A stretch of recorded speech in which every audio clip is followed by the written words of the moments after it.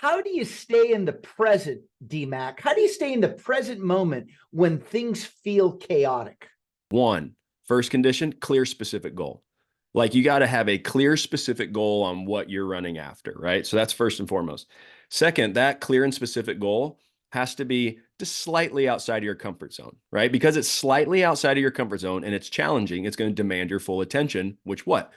Brings you to the present moment, right? And then the third thing is you got to be able to see measurable progress. Like you got to be able to see some like, hey, I'm getting a little closer, right? And so you think about probably one of the greatest sports that will keep you locked in the present moment is rock climbing, right? I mean, it meets all three of those conditions right away. It's clear, specific goal, want to get to the top. Second piece, it is slightly challenging beyond my comfort zone, right? And then the third piece is you can see measurable progress as you get going, right?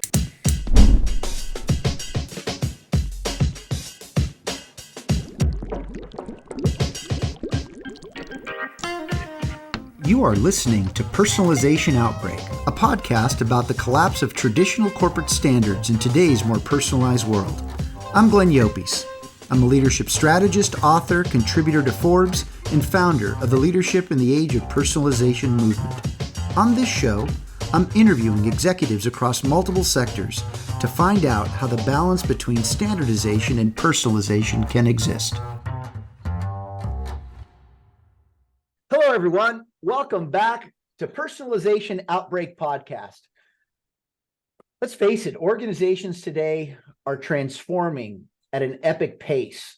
They're transforming to help identify how their business models can grow and evolve, and helping their employees achieve and sustain peak performance during these times of transformation is critical for that transformation success. So, how do you sustain peak performance? Especially now during these times of uncertainty? Well, one way is applying mental performance principles such as goal setting, visualization, positive self-talk, and many other things like mindfulness to empower individuals to harness their cognitive and emotional resources effectively. Now, to help us understand the holistic approach to mental performance principles is someone that you will not soon forget. He's a great guy, and his name is Derin McMains. Now, DMAC, he's a good guy. What have I learned about him? He's real. He'll tell you the truth, and he'll spend less time on the jargon and more time on the core principles that can literally allow you to apply right after this podcast. So hang on tight, because see, what you don't know about DMAC is that he's been at this for the last 3+ decades, training athletes, executives, and other high performers using mental performance principles to take their game to the next level. In fact, he's a former professional baseball player and manager. And DMAC is now director of mental performance at a global cybersecurity company called ReliaQuest. And he has his own podcast called No Show Dog. So before we get started, please click the like button below, share it with your colleagues, and subscribe to our YouTube channel and social media at Glenn Llopis. DMAC, great to have you here, my friend. Man, it's an honor. It's an honor. And I hope I don't undersell what you've over delivered. So let's get after it, man. Well, look, one doesn't oversell if they've had the kind of experience that you have. And I can't wait for you to share your journey, how you got here. Also, what made me discover you is this Washington Post article about productivity woes. So let's jump into that. Yeah. How do you stay in the present, DMAC? How do you stay in the present moment when things feel chaotic? I mean, we are jumping right into it. I mean, that's such a big question. And I tell you, part of the human experience is trying to figure this thing out, right? And just because I quote unquote know about it or have learned about it doesn't mean I'm great at it, right? I struggle with this as well. And so, but I think first we just need to step back and go, hey, what is necessary to achieve presence? What is necessary to achieve flow state? And 3 conditions are necessary. So let's just start here. 1, first condition, clear specific goal. Like you got to have a clear specific goal on what you're running after, right? So that's first and foremost. Second, that clear and specific goal has to be just slightly outside of your comfort zone, right? Because it's slightly outside of your comfort zone and it's challenging, it's going to demand your full attention, which what? Brings you to the present moment, right? And then the third thing is you got to be able to see measurable progress. Like you got to be able to see some like, hey, I'm getting a little closer, right? And so you think about probably one of the greatest sports that will keep you locked in the present moment is rock climbing, right? I mean, it meets all three of those conditions right away. It's clear, specific goal, want to get to the top.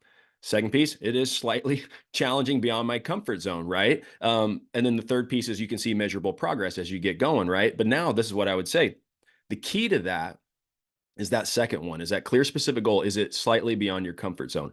Because what happens sometimes is if we focus too far into the future, now all of a sudden that thing feels overwhelming or it's completely outside of my comfort zone. Or if the thing's really easy, my mind wanders, right? And I'm not totally there. I'm not totally present. I'm thinking about other things. And so that's the importance of again, clearly establishing what it is and then understanding the challenge in front of you and then being able to see that progress. And so one thing that we've taken from that is like I don't like the conversation around work-life balance, right? It's like everyone wants to experience balance. I want to be balanced, but chasing work-life balance doesn't give me the feeling of being balanced. It actually gives me the feeling of tension. Because if you think about it, anytime you're trying to balance between two separate things, you're inviting tension into your life. I grew up in north central Arkansas, a little town called Mountain Home, Arkansas. I was the kid during recess that when there's the long line of the seesaw, the teeter-totter, whatever you call it, right? I was the kid that wanted to get on it by myself and I would stand in the middle. I was that kid, right? But because it's fun, right? It's fun, it's challenging. You're in the middle, you're trying to balance both sides. But here's what happens. It's the most stressful, challenging thing that you can do on the seesaw, right? Because what are you doing? You're never too far left. You're never too far right. You're always constantly adjusting, going back and forth, back and forth, back and forth, because balance requires tension. You're inviting tension into your life. But when you talk about presence is being all in. And so I love talking about, hey, work-life presence. You got to be present where you're at. When you're with your family, be with your family. When you're at work, be at work. When you're with your team, be with your team. And so what drives presence? Well, you got to have a clear, specific goal. So going back to that conversation, you think about professionals. Hey, I know professionals, you have daily goals, weekly goals, monthly goals, quarterly goals. I would challenge you. Do you have those same type of goals with your family or in your community? If you don't, then what happens is goals demand attention. You're going to be in your personal life thinking about the weekly, the monthly, the quarterly goals that you have at work. And now all of a sudden you feel the stress and you can't be present with your family, or vice versa, right? You maybe meet some people that maybe aren't as career driven or serious about their career, and all their goals are the next vacation, the next, the next thing, whatever they got to do. And they have tons of personal goals. Great. I love it. Right. That keeps you present in your personal life. But when you get to work, now you're checking Instagram, you're checking social media, you're texting your buddy back over there. Why? Because you don't have clearly defined, challenging professional goals that demand your attention there.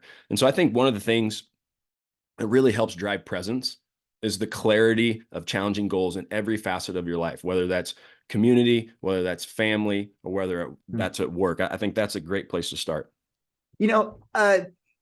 Something that grabbed me here, because I see this every day with leaders and people in management.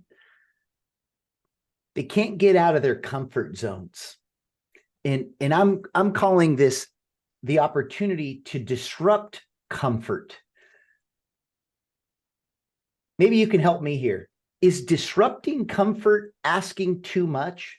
Because when you've been stuck doing a certain thing a certain way for so long, I mean, is it just moving a little bit out of it, or can we be more disruptive? What are your thoughts on that?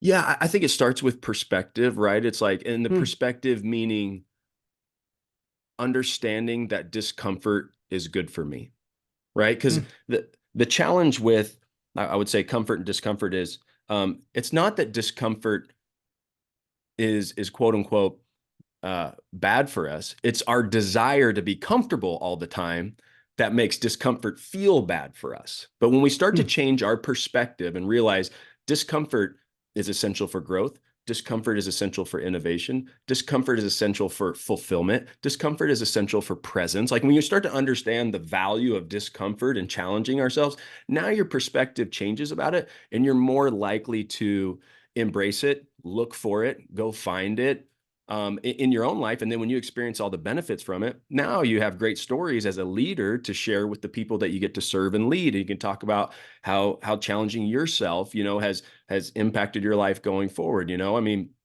shoot, I got two kids. And when you have kids, for anyone out there that's a parent, this, it is extremely challenging. It is extremely, quote unquote, uncomfortable. I don't know how I'm doing it. I just love the heck out of them and do the best I can, but it is hard every day, right? And you know what? It is the most fulfilling experience in my life. I love it. I love it. And it is hard every day, but right, we can adopt those same types of principles in our professional lives as well. I love it. So let's move to high performance. I mean, let's face it, there's a lot of A-type personalities out there and others that want to be high performers in their work. We know that the world has literally changed in these recent years. DMAC, what does high performance mean today, and how have you seen this term evolve? Because I don't think that being the high performer that we need to be today is what it was in the past, or maybe I'm wrong. Thoughts? I mean, great question. It has definitely evolved. Well, one way, a friend of mine, Dave Maddock, talks about it. He's a retired British military officer. I love it. He goes, I don't talk about high performance. I talk about higher performance, because everyone can be a higher performer, right? And sometimes people punt right away on high performance, like, oh, well, I can't do that, or well, that's them, or that's her, or that's him, or whatever it might be. Versus, hey, well, what does higher performance look like for you? So let's talk about that. And so to back that up, though, I think we got to start with, what is performance, right? Like, how would you define performance? And if you Google it, it'll say something along the line of to execute a task. And I would just push back on that. And I know I shouldn't push back on Google, but performance is more than just executing a task. Performance is executing a task to a standard in the face of resistance. So there's got to be something pushing against you, whether that's external or internal. There's got to be a standard that needs to be met, right? And you got to execute on top of that, right? So that to me is a performance. Like, there's a difference between brushing my teeth, or we'll just stick with that example. There's a difference between brushing my teeth and brushing my teeth with the intent that I'm going to do it for 2 minutes, 30 seconds each, quadrant of my mouth. I'm going to floss after that. I'm doing, like, there's a difference between just kind of going through it, right? And so anyway, so when I talk about higher performance, I like that idea. Everyone can grab a hold of that. Everyone can grab a hold of higher performance. And then the next question is, well, what's your standard? What's the standard of you personally? What's the standard of your team? How does your standard fit within the team standard, right? And then you can have that conversation around truly, what does it look like to get a little better, right? And get a little better means not just work productivity. I think it's the whole person, right? It's how can you get a little better at home, right? How can you be, like we talked about at the top of this, be more present at home? How can you get a little better at connecting with people outside of work, right? To build those connections, which we know is going to increase collaboration, right? How can you get just a little bit better, maybe at organizing your day, or how can you get a little better routine or battle rhythm in the morning that allows you to attack your day with more clarity, right? And a greater sense of peace. And so we can just look at like those areas of how we can get a little better there, but we got to understand first performance, and then the second is standards.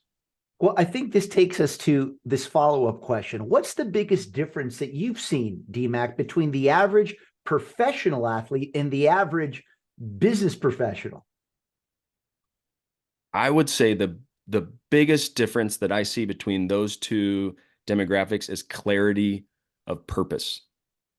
Like, professional athletes, the average professional athlete is dialed in on what they want, why they want it, what they need to do to get there, and they will find a way to do the best they can within the things they can control to get that thing done.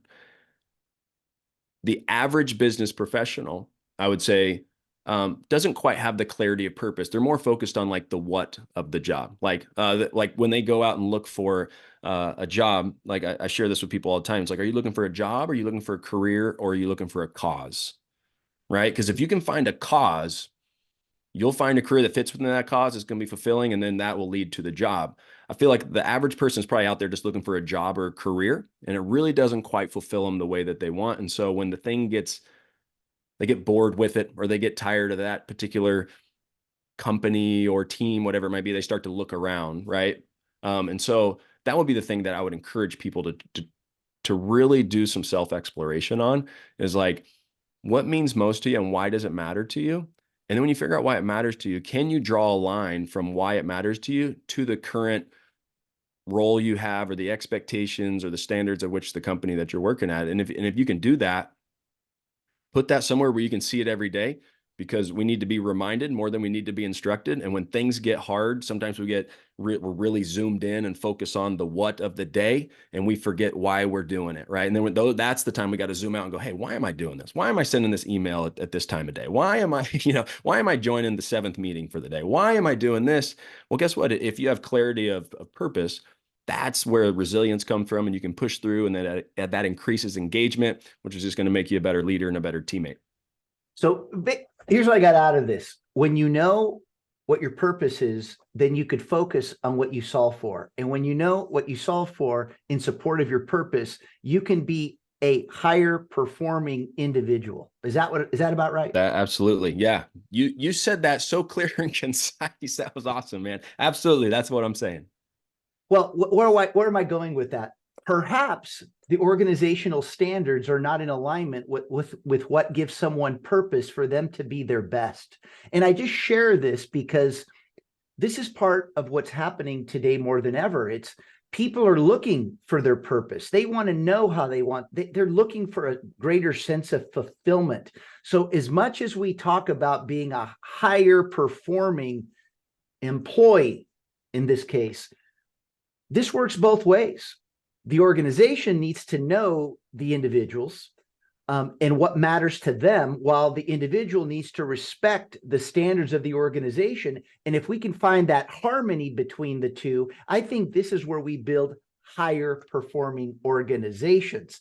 How am I doing so far? Agreed. And that's achieved through communication, building relationships. And then once you get to know people on a personal level, then it's storytelling, right? I mean, the greatest cultures are great storytellers. Well, you know how they get great stories is because they have great relationships, and they know the people around them. And they say, hey, John did this, Jill did this, right? And you can start to go through and you can start to create stories like, this is what it means to be a part of this team. And that speaks to people, right? An agenda, a transactional meeting, like those types of things, like, sure, they're based on time of day. They're like, those things have to happen. But at the end of the day, like, we're storytelling creatures, right? Our brains are always trying to tell stories all the time. People listening to this are probably telling stories about me and you right now, like, oh, here's what they really mean, or here's what he probably looks like, or here, whatever, right? But we're storytelling creatures.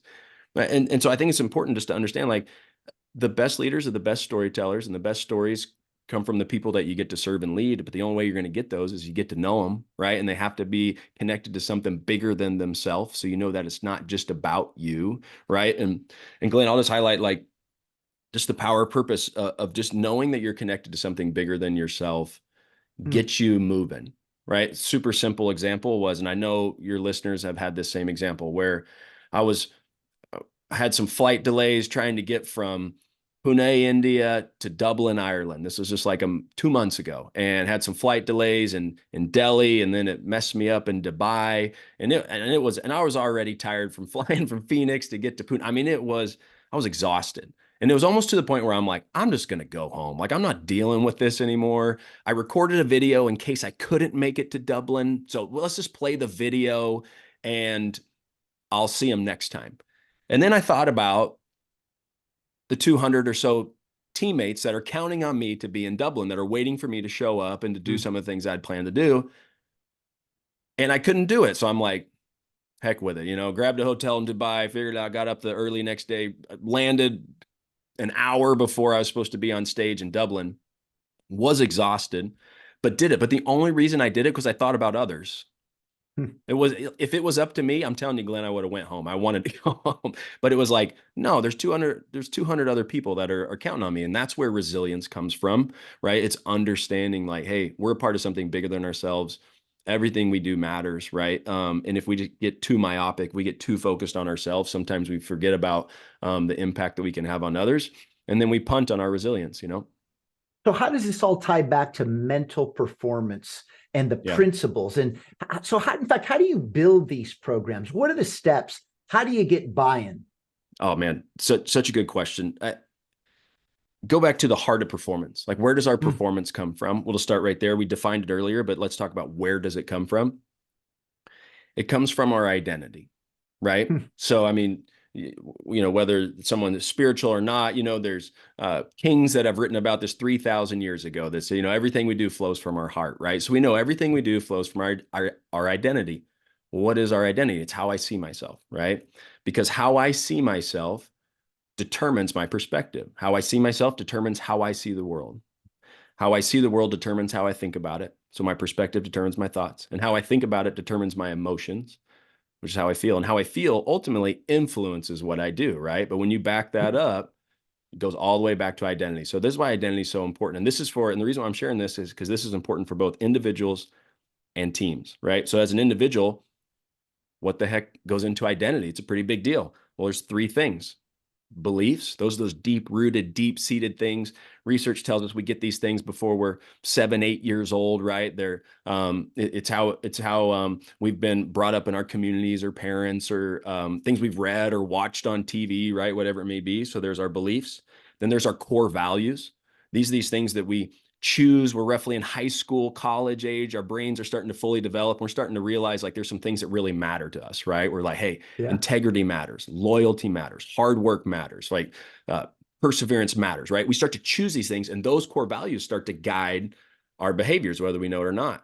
And then the last piece of identity is that self-image. And self-image is like how I see myself showing up in this specific context, right? So you mentioned earlier, I'm in my 24th season of professional baseball. And so if the general manager of the Diamondbacks was to call me today and we were to have a conversation about our team, I would love to take that conversation. Like, let's have that conversation. But doing this a long time, I'll be excited about it, right? If my sink started to leak here in my home, I would freak out, Glenn. Like if the plumber called and said, "What's going on?" I'm like, I don't know, right? I would just be panicking. Has nothing to do with beliefs or core values, has everything to do with self-image, because I don't see myself as someone that can really fix stuff around the house. I know it's fun. Yeah. Before we got on here, you're talking about, putting together your podcast studio. That's why I asked you. I was like, man, that thing's beautiful. And you're like, yeah, I put up this. And I'm like, good for you, man. Because I couldn't do that, right? And so I think it's awesome. But anyway, so I say all that, and that's how important identity is, right? Well, when I work with companies or teams, whatever it is, hey, we're going to establish, like, what do we believe here? Like, what are those non-negotiable? What are those beliefs that we've established here that connect directly to the why of this company? Second piece is, what are our core values? And then third is, how do you want people to show up when they're in the building, right? Quick example would be I've worked with a player from the San Francisco 49ers in the past, right? And it's like, he's a guy that when he was in college, he went to the University of Notre Dame. One thing they had there for their offensive linemen was they had a rule that's like, everything we do as an offensive line, we do together. Like, we walk to the field together, we leave the field together. If one player wants to come out early for practice, they all go, all 15 of them go. If one wants to stay late, they all have to stay late, right? That's how they do things there. That's the image they have of themselves when they show up there. Now, let's say someone doesn't, their core value or their belief is like, togetherness doesn't matter to me. I don't think it's important. It's like, that's okay. We respect that. But on this team, at this time, if you're an offensive lineman, we do things together, right? Because that's the image we have of ourselves, right? And so, but I think when I work with teams and you think about mindset and mental performance, it is establishing those things right away so people have clarity on what they're opting into, right? Because I think a lot of times they don't always have clarity, and then somebody comes up front and says, "Oh, hey, this is how we do it." Well, if I'd have known that, I don't know if I ever would have joined, type things. And so I think that's why it's so important when I think about mental performance from a company standpoint or from a team standpoint, we always start with clarity, right? We always start with clarity of who we are, how do we show up, what do we believe, what are our core values? And then from that, then we start to build out mental performance program. And then you ask, like, how do we do it? I think about it in 4 steps. One is there's awareness, right? It's like, what the heck is this? Why are you here? What is mental performance? How does it impact me? How does it impact the team, right? Then after awareness, there's an adoption phase, right? So we're getting people to adopt principles. What do you have to do that? You got to get to the captains. You got to get to the leaders, right? You got to make sure they have clarity of understanding like what this is, right? So now they start to adopt certain things, certain principles and language, how we do things. Then third step is like ownership. And you start realizing ownership happens when like, I don't have to keep pinging you. Hey, remember, we're going to do that. Hey, remember, like they just own it and they're running with it. Or you hear them lead a meeting and they're saying the things we talked about. You're like, man, they're really owning that. And then the fourth step is expansion. Then you challenge the leaders. Hey, how do we expand it? How do we take that next level? Or how do we get someone who's in a future leadership role? How do we get them to kind of go through? They're aware of it because you've owned it, right? Now, and they've adopted it a little bit. How do we get them to own it, right? And so I think about those 4 steps, and it looks different based on team, timing, what we're trying to do. A Major League Baseball season, you do that in spring training. You got 6 weeks to get it done. A company, depending on the size, takes quite a bit longer, So yeah, and that's been the big challenge for me is the patience it takes to help a global organization versus a Major League Baseball team. We can get this thing going in 6 weeks and we got 162 games to play to win a World Series. This is all about focus, isn't it? I mean, how do you get people? I mean, let's go back to mindset, because I know it's a big part of what you do. Mm-hmm. How do you help people gain greater focus in their day-to-day? I mean, and why am I asking? Look, there's so many distractions in the world, whether it's in our personal lives, at work, what's going on in the world and society around us. How do you get people to, as they say, break through the noise? Yeah.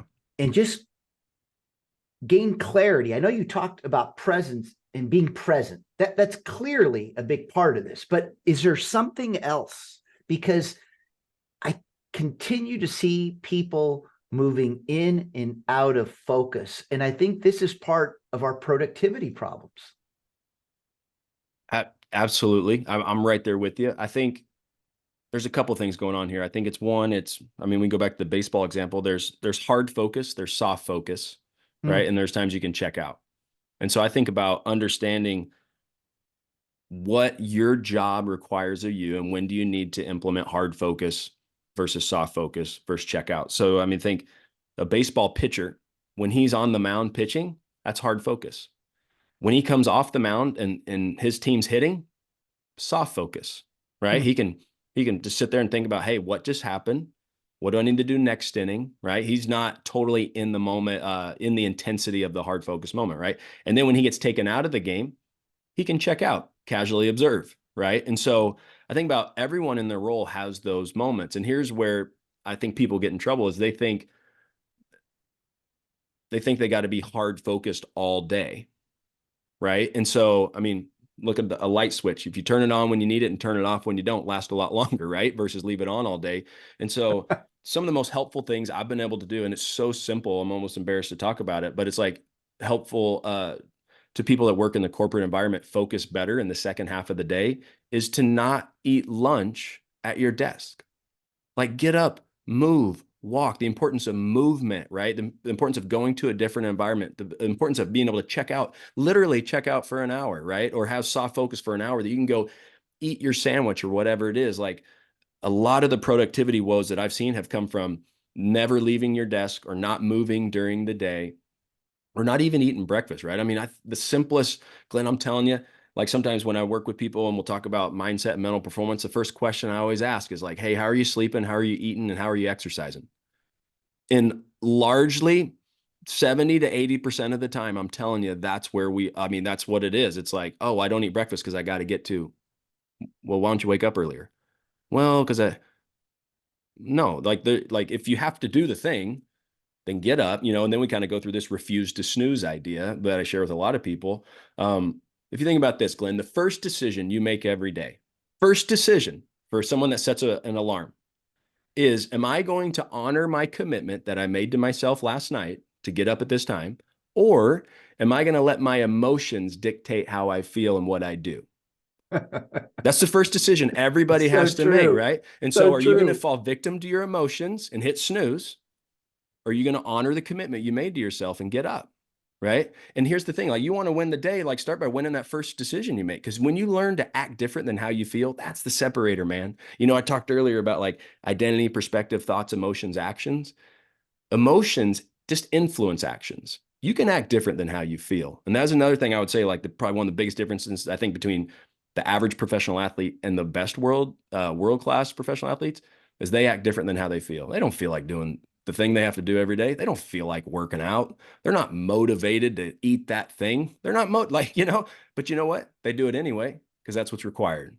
That's what's required. And so I share with people, man, like, hey, if you don't have time to eat breakfast, get up earlier. If you have a hard time getting up, put the alarm in the other room, right? Like you start to create an environment. And because I'll say this, our environment is the greatest predictor and shaper of our behaviors, right? If we're relying on our mindset to do this thing, it's like you're in trouble. Like you want to stop eating that chocolate bar, don't put it at eye level in your pantry. Like either throw it away or get it out of sight, right? Because then you don't even see it. And so it's like, hey, how can you create the environment around you? It's going to help drive the focus and the behaviors that you want, right? So I think it's always starting back at like environment and then looking at those essentials, man, like sleep, eat, exercise. And then after that, it's like how we attack in your day. It's prioritization, right? It's like putting the phone in another room, right? There's research that supports by putting a phone in another room, it's going to drive your productivity up. And it's not turning it face down and it's not having it in your pocket like it, because your mind knows, oh, it's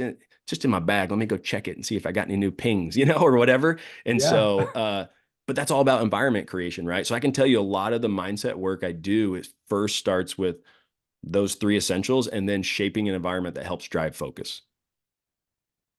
Here we go again, DMAC. Where do you start? Environment, individual, or both? You just gave us a masterclass of why it needs to be both. And it's hard. So hard, man. It is so hard because, and here's the thing, Glenn. It's like, it's hard, but it's simple. You know what I mean? And I think because it's so simple, we're like, I don't really need to do it. Hey, give me the next hack. Give me the next 30-minute meditation. Like going to professional athletes for a moment, the simplest thing they can do to slow down their heart rate. And by slowing down your heart rate, it actually slows your thoughts down so you can think more clearly. And as a professional athlete, as you can imagine, whether it's a quarterback, hitter, pretty much any athlete in any sport, it's like you got to make quick, clear decisions precisely and accurately, right? And so that means you have to have simple, slow thoughts. Well, to have simple, slow thoughts, you got to have a slow heart rate. They go together. And so the simplest thing an athlete can do to help slow their thoughts down is to take a deep breath. And business professionals, same way, man, same way, right? And so it's like the power of a deep breath. Why do we always forget it? Because it's always available to us. It's so simple and it's right there that we're like, no, give me the next, what are the 15 ways I can, let me Google this. And it's like, hey, why don't you just slow down, take 3 deep breaths, inhale for 4, hold for 4, exhale for 4, let it sit at the bottom for 4, and then do that again 3 times and watch the clarity in your mind just open up, right? And so, but the problem is it's so simple, we don't necessarily love it, right? As we know, simple's not easy, right? We know this, but environment, like those eating, sleeping, exercising, and then the power of a deep breath, man, it's like if you can just master those things, productivity, fulfillment, life gets better right away. Hey, DMAC, this has been awesome. And I'll tell you, I walk out of here feeling one simple thing, that we don't have any excuses for the barriers that we create, when the most simplest things that we actually need to do for ourselves to be better performers and to enjoy what we do are some of the simplest things that we don't make decisions on because we let oftentimes other people make those decisions for us. And so you've just given us the essentials on how to get started. And look, I'm a big supporter of you, DMAC, and I appreciate you taking the time and just in nourishing us with what we should be doing that's right for us. So before we wrap it up, do you have any one more piece of wisdom that you can share? Oh, well, first, thank you. Let me say thank you for this opportunity. I love sharing. I get fired up about this. I talked earlier about the power of purpose, right? And mine is like to love and serve extremely driven people and help them become the best versions of themselves, right? It's like that's been my purpose for the last 5 years. Before that, it was love and serve extremely driven competitors, right? And so it's evolved. Like I've gone beyond just the playing field, and so this medium is an opportunity to do that. So I just want to first say thank you for that. And the second thing is, I think we all just need to be reminded that life is hard and we can do hard things. I think we just forget how strong, how tough, how resilient we really are. I mean, we all learn to walk. We learn to talk. Like we learn to like make sense of these crazy things, you know, it's like, think about all the things we did. I promise you, I'll finish with this. It's the gap versus the gain conversation. I share this with leaders all the time. As high performers or higher performers, we get so focused on the gap, and the gap meaning this is where we are and this is where I want to be. There's a gap there, which is great. That's what makes you a great performer, is you know where you are and you know where you want to be. Great.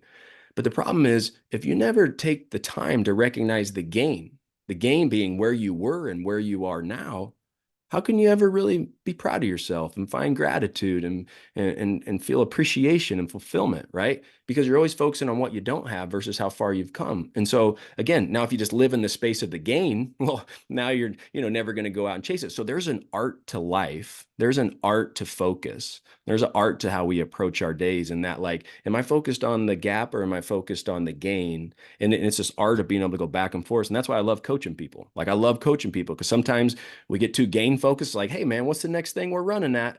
And sometimes we get too gap focused, like, hold on, man, like, let's not beat ourselves up too much right here. Like, and so by say all that and that, like, I love people, and I know we're tougher than we all think we are, and I just don't want us to get so focused on that gap that we forget how strong we really are, because life is hard, but the cool thing is you can do hard things.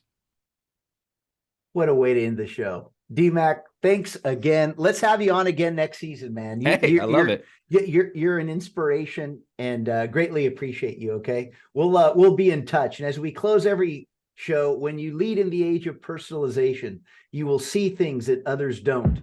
Do what others won't, and keep pushing when prudence says quit. Thanks, my man. Appreciate your time. Appreciate you. Really do. Thanks, Glenn. Thanks for listening to Personalization Outbreak. Make sure to subscribe so you never miss a show. If you enjoyed the content, visit ageofpersonalization.com to check out our free streaming video series and learn how to get involved in the movement. I'm Glenn Llopis. I wish you a good day, and remember, without strategy, change is merely substitution, not evolution.